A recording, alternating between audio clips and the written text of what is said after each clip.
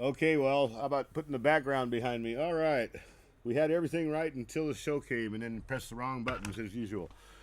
Okay. Well, there's lots of bad things happening in the news, and we'll try to hit some of those. But the main thing that I want to talk about, last time I mentioned that Sibel Edmonds, the FBI whistleblower, the most classified woman in history, moved to Oregon, to Bend, Oregon. All right. I think that's a great thing. And the first thing, there we go. The first thing we're going to do is show you an interview that Amy Martin of Russia Today from Breaking the Set just did with Sibel Edmonds. So we're going to go ahead and play that, and behind the scenes we'll try to make everything work a little more smoothly when we come back. This is about 13 and a half minutes or so. Enjoy.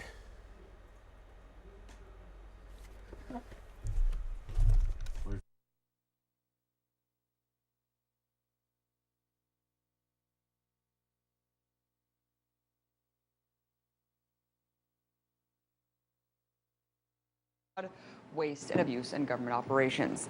But the bill is a far cry from the reality on the ground, because to date, Obama has charged more whistleblowers under the Espionage Act than any prior administration combined. It's an issue that sits close to home for one former FBI translator who blew the whistle on the government back in 2002 after learning about serious security breaches, cover-ups, and the intentional blocking of intelligence. And ever since, she's been on a crusade for justice, not just for whistleblowers, but also for the many civil liberties that are currently under siege in this country. So here to share her story and her insight on U.S. policies in a post-9/11 world, I'm joined now by Sibel Edmonds, editor of the Boiling Frogs Post and founder of the National Security Whistleblowers Coalition, as well as the author of Classified Woman, the Sibel Edmonds story. Thank you so much for coming on. Thank you for having me. So, Sibel, for a lot of people who don't know your story, can you tell us briefly what happened and the difficulties you encountered getting your story out? Well, it's hard to believe, but this story started more than 10 years ago, almost 11 years ago.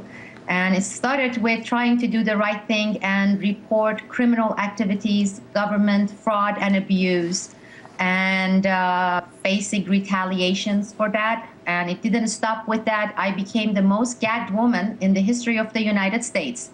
They invoked, this is the government during the Bush administration, they invoked the state secrets privilege in my case. They actually officially gagged the Congress by retroactive classification and stopped them from holding any hearings on my case. And of course, the Congress loved it because they had a way out and they didn't challenge it, even though that gag order was simply illegal because the executive branch can't gag the Congress. However, they complied. Same thing with the courts, as it has been the case over and over. It really didn't get anywhere because when the government goes to courts and says, look, we consider everything about this person, everything she says classified, top secret, then it doesn't matter what you have on your side in terms of facts, evidence. The courts, they just defer to the government and say, just bye, get out of here. You're not going to hear this case. And worse than all three, the executive branch, Congress, and the courts, it's been the mainstream media and what I refer to as the quasi-alternative media here in the United States, in the case of not my case, but also many, many whistleblowers, specifically national security whistleblowers since 9/11. Of course, and also your book, if I recall, they didn't redact the portions of it to let you release it, so you just went ahead and released that book. Sibel, it goes over corruption at the highest levels of government. It's a very explosive book. Really, everyone should check it out. Go over the most damning revelation in the book. Well, it is, I don't know what would be considered the most damning because there are several.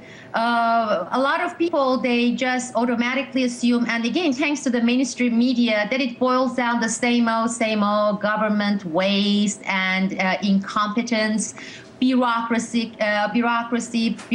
bunglings, but it's far more than that because the government wouldn't go out of its way to jail whistleblowers or threaten them or invoke state secrets privilege and gag their entire identity It is about, there are some major revelations on 9/11 and what we knew, what we didn't do, how many things were done on purpose, covered up on purpose.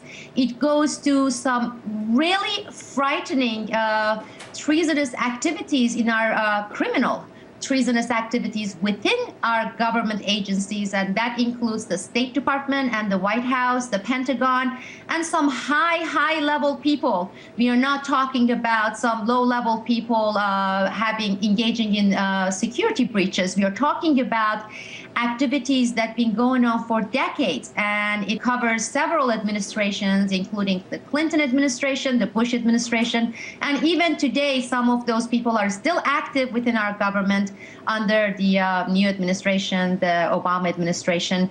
And when by treason, I don't mean just metaphorically or symbolic treason, I mean real treason. People who are committing treasonous act against the United States, its interests, and its people's security. Absolutely, and I think that's a lot of what people defer back to. They say it's a big clunky bureaucracy. Of course, you know, the right hand doesn't know what the left hand is doing. It's a lot more than that, Sibel. As you just said, the outright war against whistleblowers. Intelligence was intentionally thwarted. I mean, what does this tell you? And the New York Times expose that describes how much intelligence they in fact had. I mean, do you think that the government purposefully ignored intelligence because they wanted 9/11 to happen? Absolutely. I would say certain elements within our government absolutely intentionally, purposefully ignored and let it happen. And they haven't been held accountable. And what we have had, all the shenanigans from the 9/11 Commission or the congressional inquiries, none of them went into these topics in these established cases. If you look at the number of high-level national security whistleblowers who were censured out of congressional so-called investigations or the so-called 9/11 hearings, that includes people like the FBI, retired FBI agent Colleen Rowley. You're looking at Anthony Schaefer. You're looking at dozens of people who have come forward, who came forward. They went to Congress, they went to the 9/11 Commission, they went to the media, and they've been simply ignored. And a lot of these reported cases have been established over the years in bits and pieces, and that's exactly what the establishment and what the media intended in the first place. Not to cover it all up purposefully forever, to just let it get out in little bits and pieces. Right. So you won't get that needed outrage from the public to demand accountability, to demand answers. And of course, 10 plus years later, it's just the way things are. We live in a post 9/11 world. Of course, it's the crux of the entire neocon agenda, the new police state at here and abroad, Sibel. So of course, it's still super relevant. It's absurd that no one has been held accountable. And of course, anyone who questions, this is what really irks me, and especially people like you, Anthony Schaefer, people who worked intimately in these entities, in these organizations, were labeled as conspiracy theorists, as radicals. And that's really the pejorative term that the establishment uses to shut down the dialogue. How damaging is that? Completely done by design. I would say for them, a beautiful design. For us, the people, the unfortunate design. It's been very successful, this tactic. And that is, I mean, if you really look at it, not only us, the experts and the whistleblowers, but millions of people are considered conspiracy theorists today. And it has been extremely effective with the media, including the so-called alternative media. I know so many reporters, journalists, who would tell me in private that they truly believe what we have been reporting. They truly believe that, there has been intentional criminal acts in these cases, but they are afraid that if they were to touch these topics, to write about them, even if it's cursory, they're going to be labeled as conspiracy theorists, marginalized, and their reputation destroyed. Many good journalists, which in a way is an oxymoron. How could you be a good journalist and yet be affected by this intentional design, by this intentional tactic, and give in? So instead, I encourage people to say, preempt it, because if they are calling it conspiracy theories, and if your conspiracy theory challenges the government conspiracy theory, just stand up and from the beginning tell them, say, my name is Sibel Edmonds, just like an AA meeting, and I'm a conspiracy theorist. Right. Now that we put that aside, and then truly they won't have much to go on in terms of attacking you, because you are preempting it. But what people have been doing in the media, experts, analysts, they are hiding. They are remaining silent, and as long as they do this, this tactic just is in effect. It's working. And of course, the government's line is a conspiracy theory. Any way you look at it, it's a conspiracy either way. Multiple people acted together to carry out an event. That is a conspiracy theory. It's such an absurd. The rhetoric is just so damaging. Sibel, let's talk about the TSA really quickly. You've talked about how the TSA is essentially an element of psychological warfare. Of course, that in conjunction with the systematic erosion of civil liberties with American citizens. I mean, all of this together compounded. Elaborate on what you meant by that. Well, it all boiled down to power. And it boils down to the power, the establishment wanting you to submit, not question the system. And they reduce you into just little, tiny little robots that take order, do not challenge the order, do not question the orders. And TSA is a great example of this. Since 9/11, if you go and look in the airport, just stand outside and watch people going through these security checklines, okay? And have them go through this just like sheep. They are afraid to even look to the right or to the left because they don't want to raise the flag. They are like, if I were to look nervous, they're going to pull me aside and they're going to basically rape me. They're going to funnel me everywhere.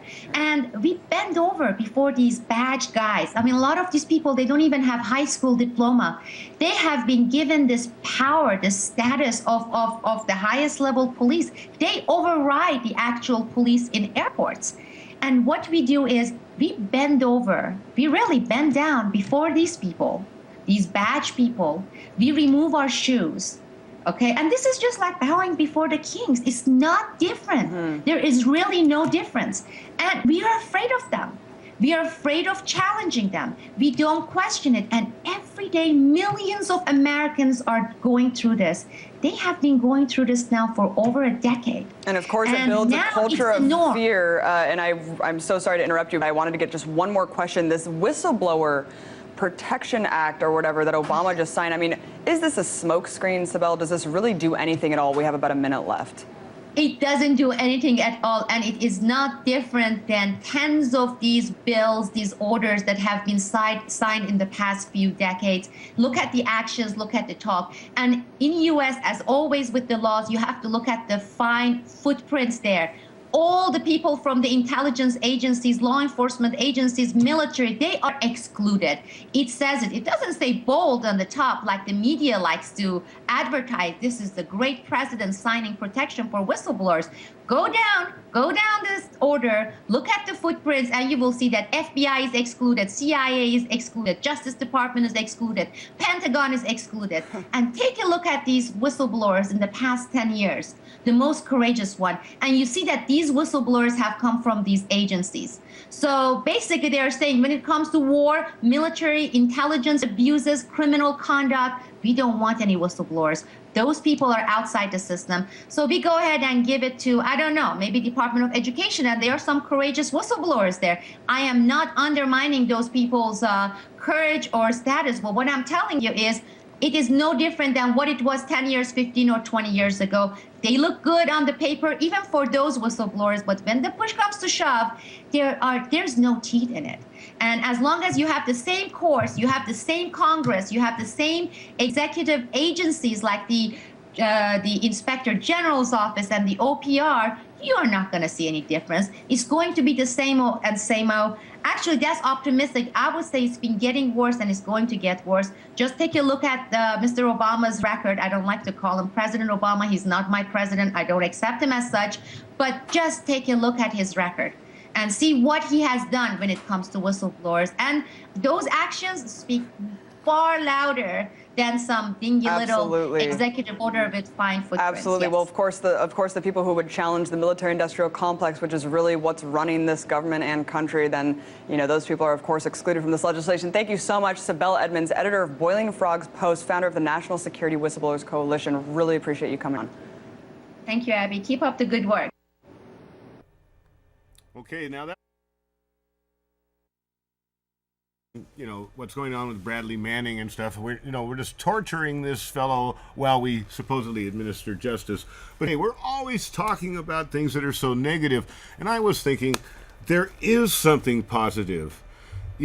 All my life we voted for president after president, and my black friends always said, yeah, you white folks always have somebody to vote for, but we never do. And then along comes Obama. And remember, I did say that, the foreign policy won't change. Go ahead and vote, but you'll find out. And that was a dare kind of, but really what I thought about that. Finally, black folks get to be our equals when it comes to that type of thing. In other words, both of us can be disappointed, but we both learned something. This is not about race. We have a black man in office, and he's messing up the country even worse than the white guy was doing. I never felt like any attachment to the white guy, but this ought to dispel everybody's illusions. Do not have an attachment to Obama because you're black. What a stupid thing, but you should know that now, and we should rejoice. Finally, political equality came to black people too. They now know that politics does not serve their interest whatsoever, no matter what face they see. Okay, now we've had a lot of terrible things going on, and I'm kind of ignoring Marcella here, but we have one thing I want to tie this all together. The reason 9/11 has to be exposed for what it is. It's the cornerstone. It started all this stuff. It started a chain of endless wars. Now, we talked about this before. We knew about it, and everybody just says, oh, you're just a conspiracy nut. But I want to play General Wesley Clark from 2001, right after 9/11. This is only 2 minutes. Pay attention and listen to what he said about the list of places we're going to attack. And it's coming true, including Libya and Egypt, and now we're going after Syria. Okay, so if you guys are ready in there, I'm going to play mine. That's the Taiwan one. So, ready? Here we go.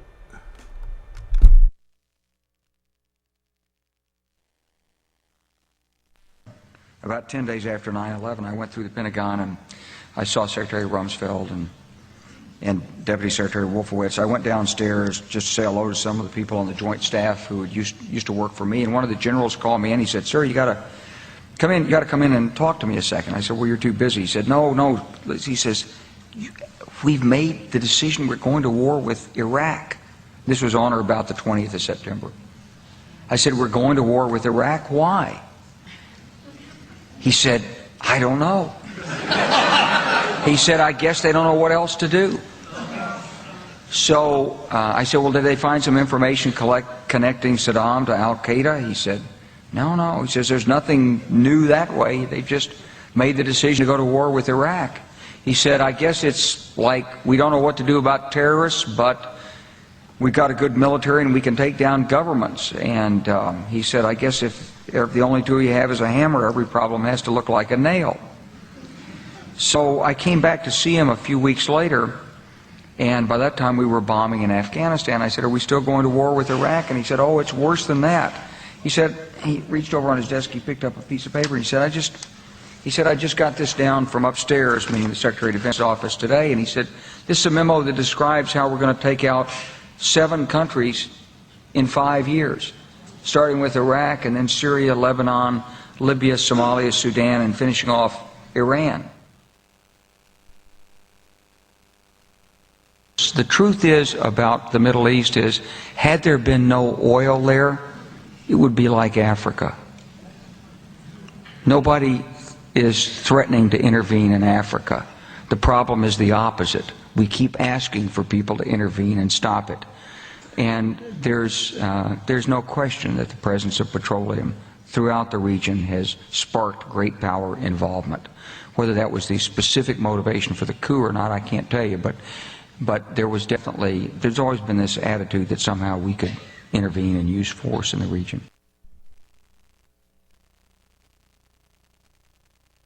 Architects and engineers. Uh-oh. You got to hit a nit one more time on that chroma key, and that'll fix that. Or bring up the lights in here. Yeah, we're trying to adjust things on the fly, so now we've messed up on our background. I mean, I think it's just bring up the lights, and that'll fix it. Okay, so there you go. He gave the whole list, and what more do you want? You know, it's just... I'm speechless.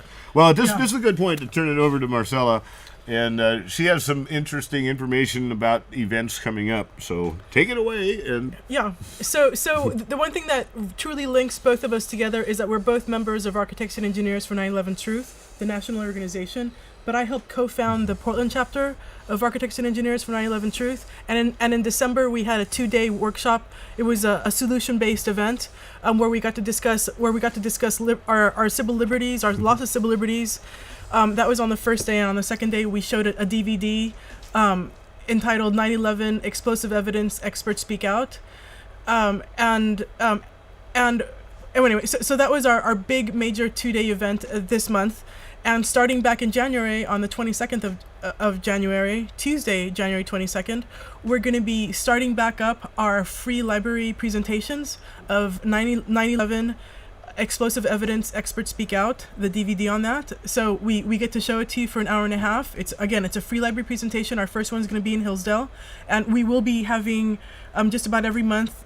Please go to our website, portlandae911truth.org. Hopefully they'll be putting it up. Oh, actually... Yeah, it is on the screen. Go to our website for any other locations. You know, we try and have them at different branches across the Portland metro area. We even go to Beaverton, Hillsborough. But our next one is going to be again Tuesday, January 22nd, and again we're going to be showing a DVD entitled 9/11 Explosive Evidence, Experts Speak Out. During the Q&A after the DVD, we will give you a free DVD of what you just saw so that you can educate others, make DVDs of it.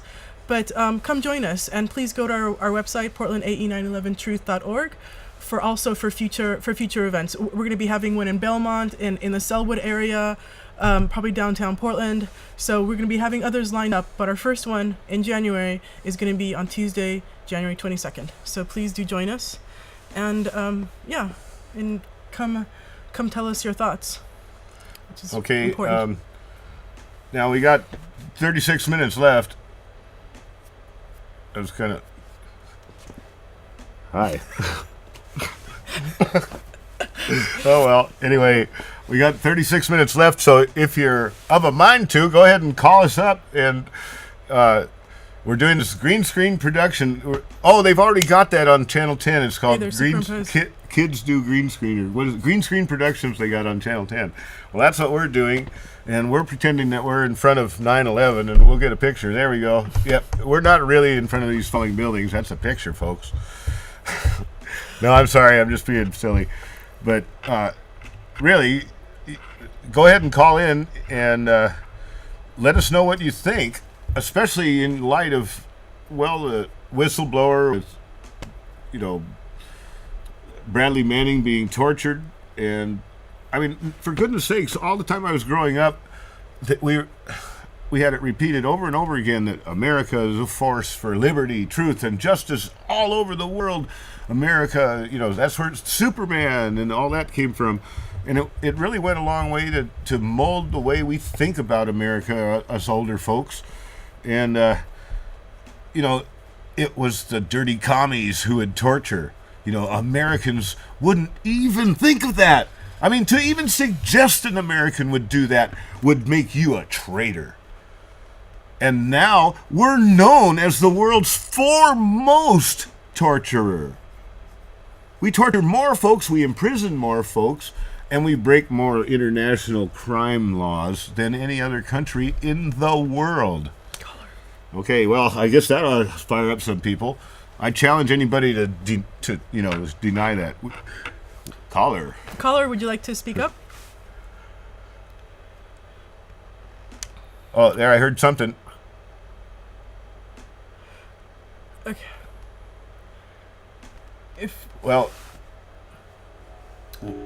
Yeah, we hear something. We hear our voices too much. Yeah, that. Yeah, if you're calling in, please speak up so that we know that you're there. Well, while we're waiting for our caller to speak or to get through. If the caller was there, we'd hear him. Okay. Well, I wanted to go back a little and talk about the 2-day event we had in December. It was a solution-based event, one where we talked about the loss of our civil liberties and civil liberties in general. It was actually a really great workshop. And then that 2-day event, we hope to have another one in the summer. We're trying to have one earlier than the summer because it was actually really successful. And we try and empower our volunteers as the Portland chapter to volunteer and, and help with presentations. And one of our volunteers from earlier this year actually was the one that was the brainchild of the Civil Liberties 2-day workshop. And he was the one that handled the first day, and then we helped out on the second day. So, so we really do try and empower. I know this is really heavy information, but we're trying to be solution-based. We're trying to empower you. So please come and participate, and check our website for future dates. I try and I'm the one that's responsible for updating our website, so try and update it as soon as we hear word that something is happening. Is the caller there? We'll try one more time. Everything's. Yeah, I'm here, but I'm not getting through. I don't know if somebody else was trying to get through. Oh, I hear you just fine. If you hear me, let's go for it. Yeah, I was just going to say, I've always thought it was an inside job, but what I don't want to see the 9/11 Truth Commission come to is being marginalized by a focus on Obama or this whole new administration, because by doing that, they're allowing themselves to be imaged into the Mitt Romney, Ryan, Republican Tea Party branch of thinking, and therefore it even becomes more, not only conspiracy theorists, but now they're choosing to be Tea Partyists or marginalize themselves that way. And not to get lost, Obama, if anything else, is just a pawn. That presidency is just a figurehead, just like the Queen of England.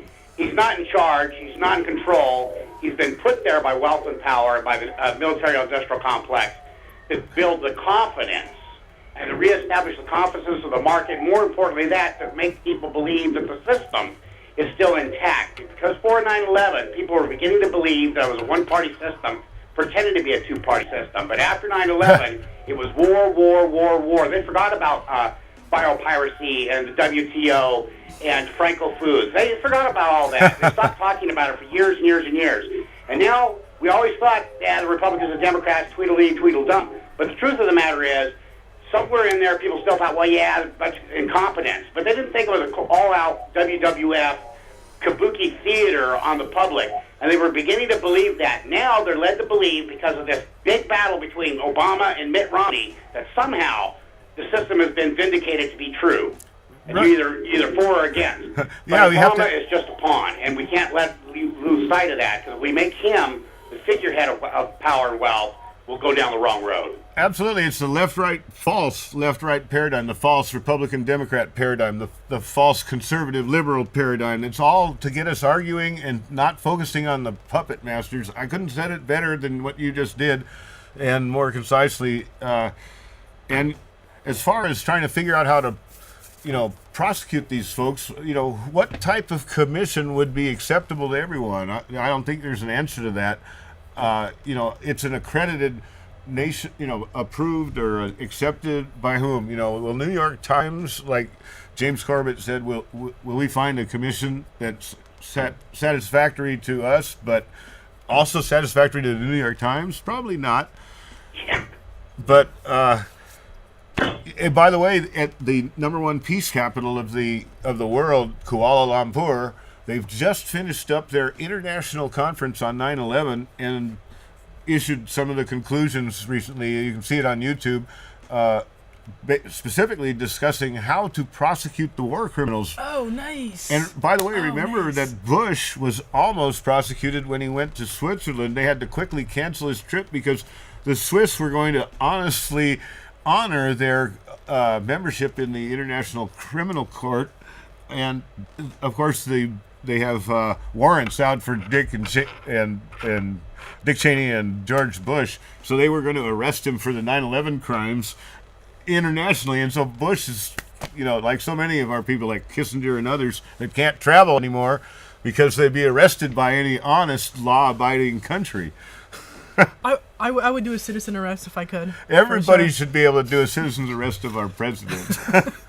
But that's amazing about Or Kuala Lumpur. I have a friend that lives there. I'm gonna have to inform him about that. That's Right on. fantastic. You still there, caller? Okay, we should go to the next caller. But also, there was a conference up in Toronto, another 9/11 conference, which was attended by Richard Gage, I believe.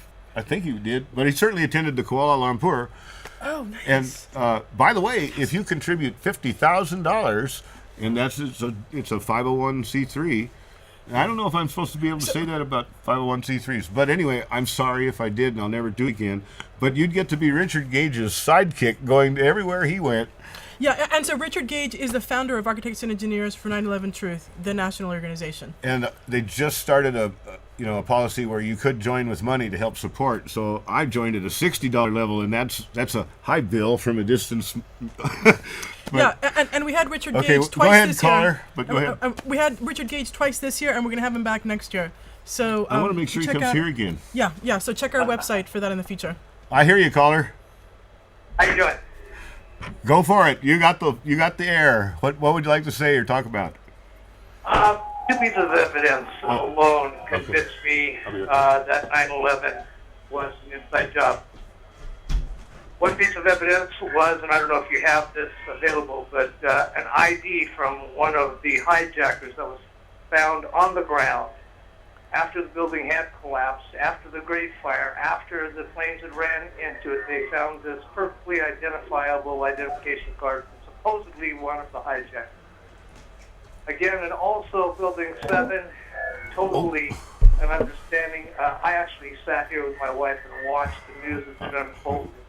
The most incredible thing when Bush was sitting there reading to the kids' classroom, Yeah. and he stated, and I listened to him state this, that when he saw the first plane go into the building, he thought to himself, man, that must be a terrible pilot. Well, it seems to me that, as I recall, the only camera showing at that time The was Naudet brothers. window washers who were doing a safety film on window washing.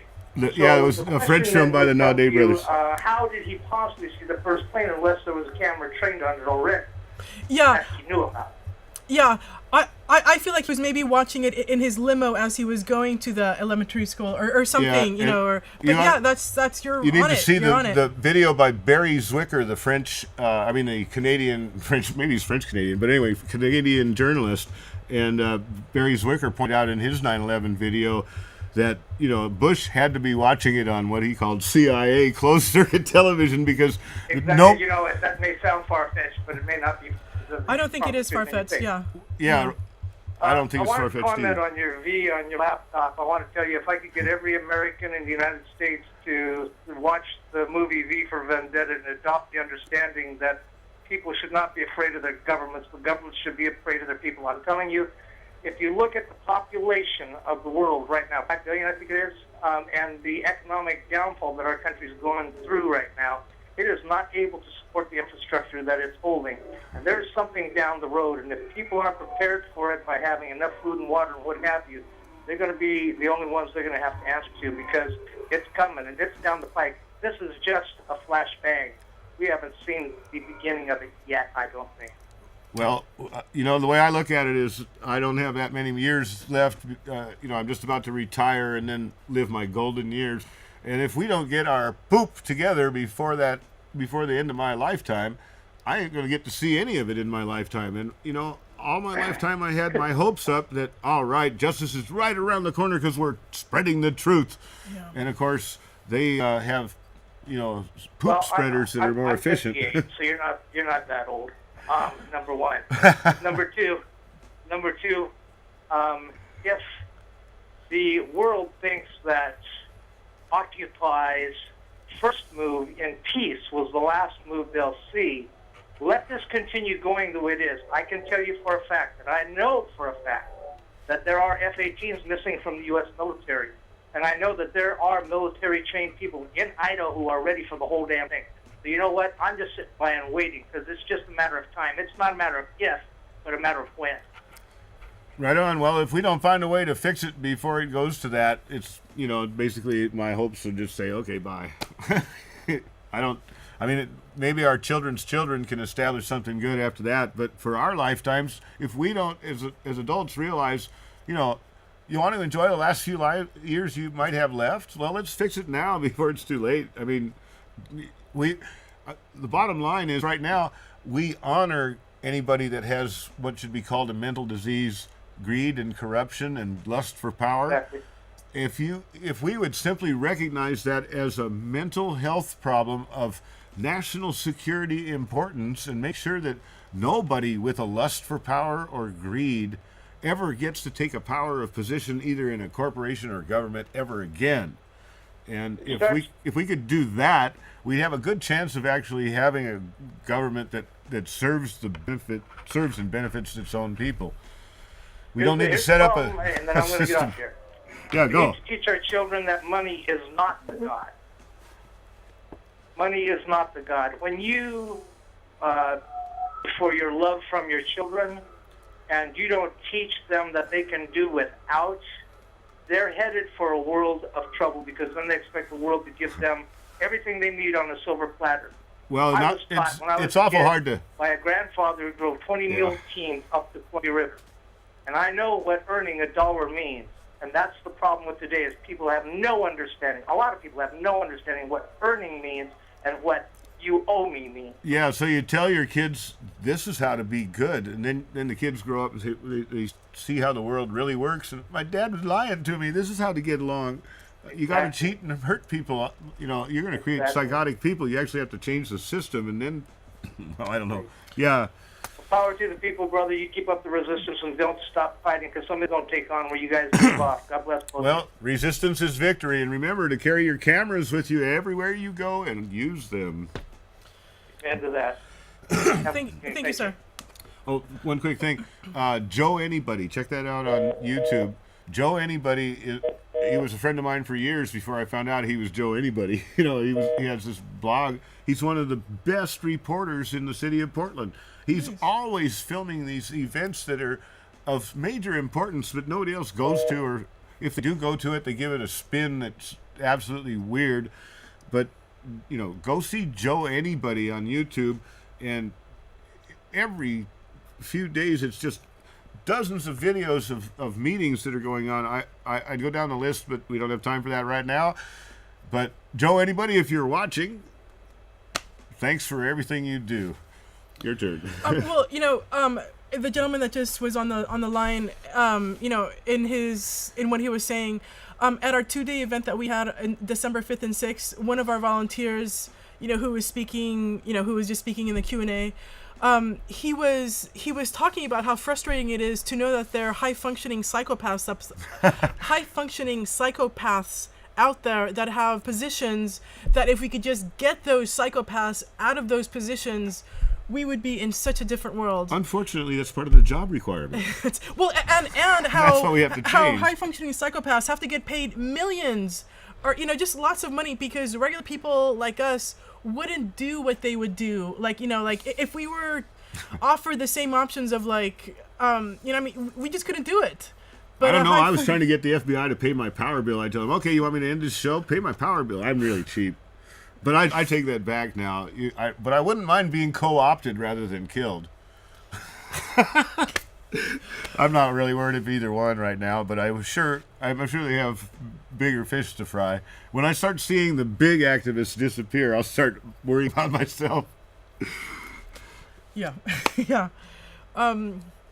Yeah, but don't get all but thank you for the phone call, and just know that we're having fun and everything, but we are trying to be optimistic, and we're just forging forward and trying to educate. But be aware, this is really incrementalization. I mean, little by little, Boiling Frogs. That's Sibel Edmonds' blog. Sibel Edmonds Boiling Frogs blogspot.com, and she called it Boiling Frogs because little by little we're being turned into those Nazis by doing exactly the same thing that we criticized the German people you did nothing to stop the Nazis. As you saw it happening and you did nothing, you're guilty. And look at us. Yeah. And everybody's sitting back. We didn't know. We still don't know. We still deny it. It's not happening right now.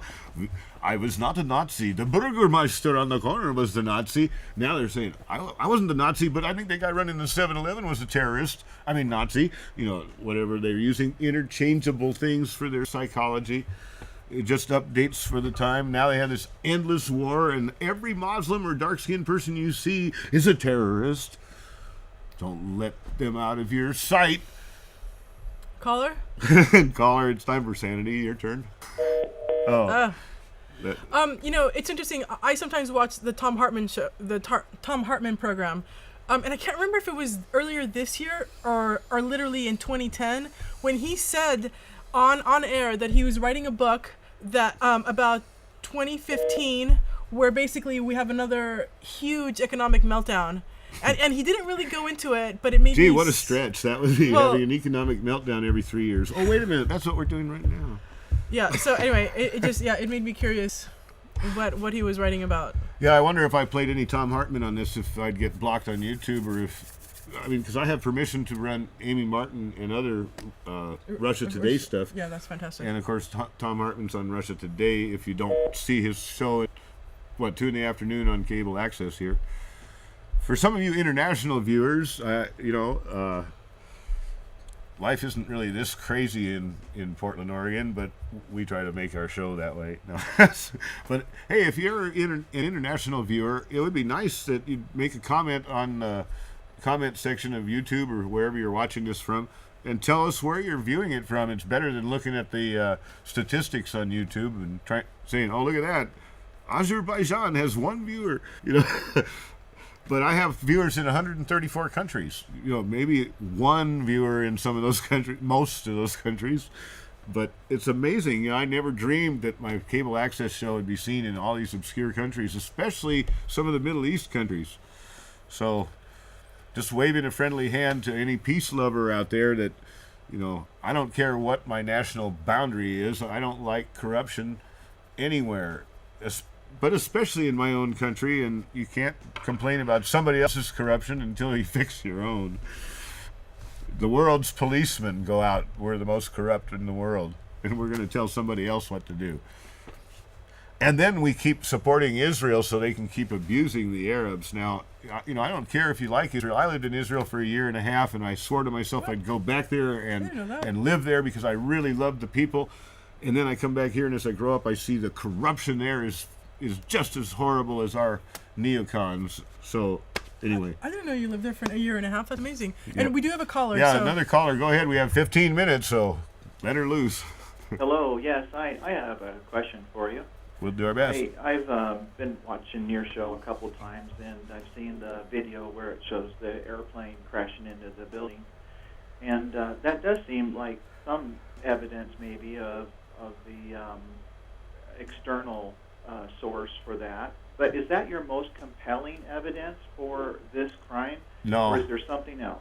Oh, there's so much more. I think the number one thing is, scientists actually did the analysis of the Trade Center dust, and they have physical evidence that, you can't dispute it, that thermite was found, or nanothermite, a high-tech military version of this, an incendiary that's, the high-tech version is highly energetic to where it could be called an explosive, and that is the physical evidence. Now, you've heard the best evidence?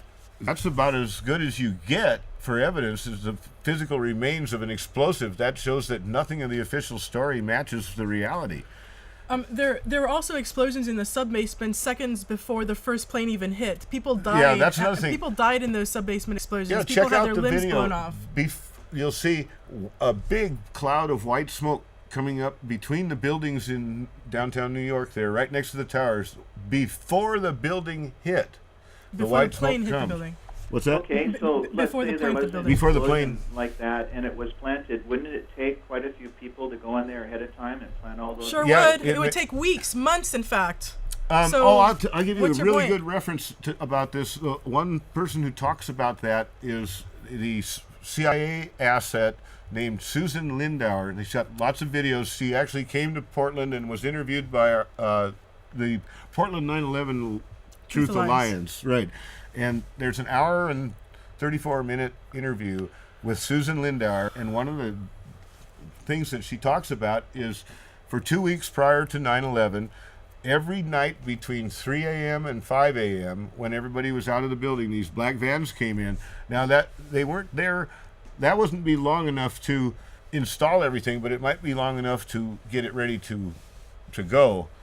And, you know, there's all kinds of speculation. There were elevator...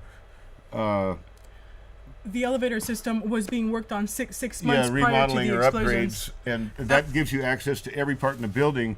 To the core of the building, really, which is where explosions have to be put in order for the core of the building to be destroyed, in order to bring down the building. The things that really are evidence, though, I mean, is, for instance, David Chandler, the high school physics professor, who simply measured the rate of acceleration of the collapse of the building and found out that, I mean, one of the buildings was falling for 2.3 seconds at free fall acceleration, which means that it had absolutely no supporting structure underneath it.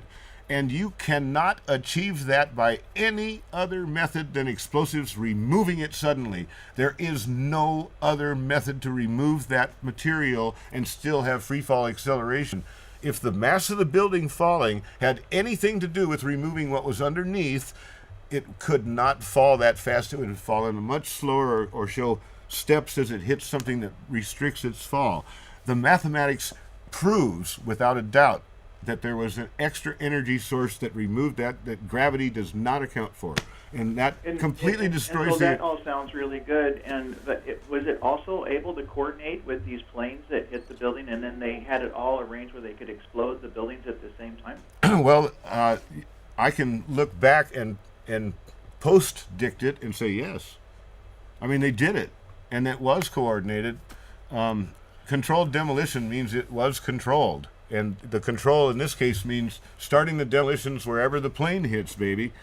And maybe they were able to control the planes well enough to, I mean, certainly the planes were under computer control to get there. Whether there were people on board or not is another argument, but the technology had been there for 10 years prior to 9/11, so it's not a conspiracy issue about whether that was possible.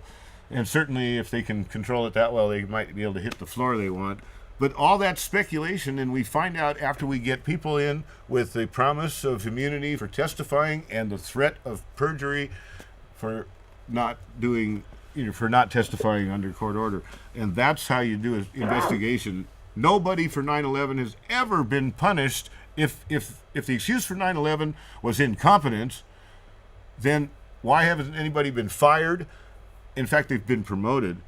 And if the excuse was that we didn't have the right defenses, why haven't we changed them? Why haven't we super overhauled the defenses if it was the fault of the defenses?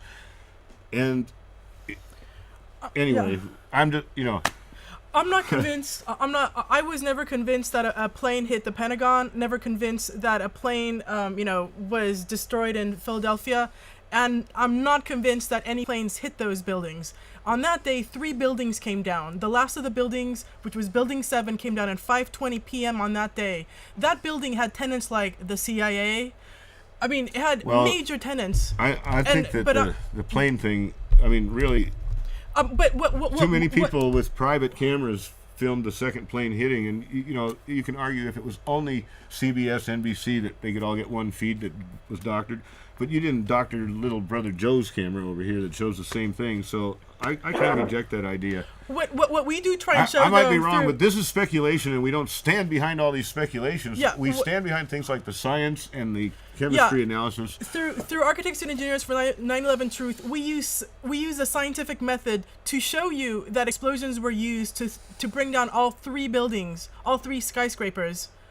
So, in the nutshell, that's what we're trying. That's how we try and make our case, by using the scientific method to show you that explosions were used to bring down 3 skyscrapers on 9/11. Well, and then those videos we showed last time, slow motion and repeated, where you could see the explosions just rippling down, and actually you could just use that to show people because part of the idea is that the top is still one solid unit, and it's somehow being able to come down like a bellows, compressing air that makes these things pop out. But, you know, the problem with that is that as soon as one of them pops out, that pressure is released. But you see one pop out, but then you see more pop, pop, pop, pop all the way down. What is doing that? Because it doesn't compute. Furthermore, if you actually look at the video, you see that the explosion destruction didn't start there and then go down. It started where the plane hit, and then the top of the building was completely destroyed before any part of the bottom, which had not been damaged by fire or anything else. It's completely strong, and it doesn't have the weight of the top to support anymore, and yet it continues to collapse. A miracle has happened, folks. With nothing forcing it down, it's destroying itself. Another 9/11 miracle. And I'm sorry that so many people can't look at it and say, you know, where is the pile driver? It's not there. We just watched it in slow motion go like this. The pile driver experienced demolition in and of itself. Yeah. So there is no pile driver. And so their whole story, which counts on the pile driver, is, well, that's gone. So now what do you have to say? And they don't come back. And so it didn't pass even the slightest bit of scrutiny. Hey, we have another caller. Hello. Hello. Hello. Hi. Hi. Can you hear me? Yes. Oh, right on. Thank you, Bill, for the program. Thank you, Marcella, for the presentation at the Gresham Library a couple months ago. I gave my DVD to a coworker, a Fox News Watcher coworker, and with instructions to watch it in private, and then if he had any questions, to come talk to me. And sure enough, he had questions. It didn't maybe turn him around, but it did open his eyes. And so I thank you so much for that. And I thank Richard Gage for all he does. And my question for Bill is, with Sibel Edmonds seemingly a little more local now than she would have normally been, being here in Oregon, I'm wondering if it's possible to contact her and maybe have her on as a guest for the whole hour, and let her give more than just the 2 or 3 minute fast, rapid-paced presentations that she's restricted to on other venues. That's right, yeah, a time limit of 5 minutes. Okay, we got to move on now. All right, thank you. No, I didn't mean you. I mean, I was saying you're right about Sibel Edmonds, and we're kind of ahead of you on that a little bit, because I am planning to contact her. And I didn't really think until just now what you were saying. I mean, I was thinking in terms of, you know, hooking up with her in Bend through Skype or something like that and having two-way video. But my goodness, people in Bend come to Portland frequently. Maybe one of those trips she could let me know in advance, and we'll schedule an interview with her right here. Another cable access coup d'etat. Yeah, so thanks for the idea. And yeah, that's great. That'd be great. Okay, we got 5 minutes left. Another caller. Hello, caller. Hey, how's it going, Bill? Real good. What have you got to say? Well, a couple of callers back was talking about the access to the building and stuff, and I was thinking about the last episode. You were showing that video where you're talking about the corporations that had corner offices where the planes hit and whatnot. It kind of indicated to me that would be easy for those front companies, I guess you would call them, that were had all the floors on the... Just one of the hundreds of coincidences that all have to grind together and coincide. Boom, right there, okay. And now you just add more and more coincidences to it, and as the probabilities shrink, it gets more and more incredible, to where this would only happen once in 250 million years. But it happened for us. Sometimes, the science kind of goes over people's heads. But the one piece of evidence for 9/11 that always convinced me, it was like Rumsfeld on September 10th coming out saying, "Oh, I'm missing all this money," and the next day something blows up the accounting office in the Pentagon. It's sort of $2.3 trillion. Yeah. Oops. 2.3. Yeah. $2.3 trillion. Yeah, but here's the thing. Yeah. Not only did it blow up the Pentagon, where they had all the evidence and all the people that were charged with analyzing it. The auditing office. Right, but they were storing backups for that evidence in Building 7. Yeah, they got it all in one thing. Yeah, and I mean, Building 7, I mentioned earlier that the CIA was among the tenants in Building 7. Second only to Virginia, that was the largest headquarters for the CIA, was Building 7. Anywhere in the United States, right, or in the world, I guess. Great talking to you guys. Good work, and love the show. Thanks a lot. Well, we're on again on December 5th. I mean, it's January 5th. January 5 is the first Saturday of the year, and that's our show at 5 o'clock, just on Saturday the 5th of January. It sounded like an edit. Okay, caller, go ahead. Hello, caller. You try it. Caller? Are you there? Hello? Good. Hi. Is this me? Yeah, you're on. So, why can't they prove all this theory on these planes bringing the buildings down on Mythbusters? Oh, yeah, I've written to them many times and stuff, and you know, most of the time they don't even respond. But the very first time I was writing, I must have been amongst the first ones that did, and they politely responded that they were not going to do a show in that, you know, something about they didn't want to bring an emotional stress to the victims or something, so they weren't going to even talk about it and let the country heal itself and stuff like that. And ever since then, they just don't even touch it.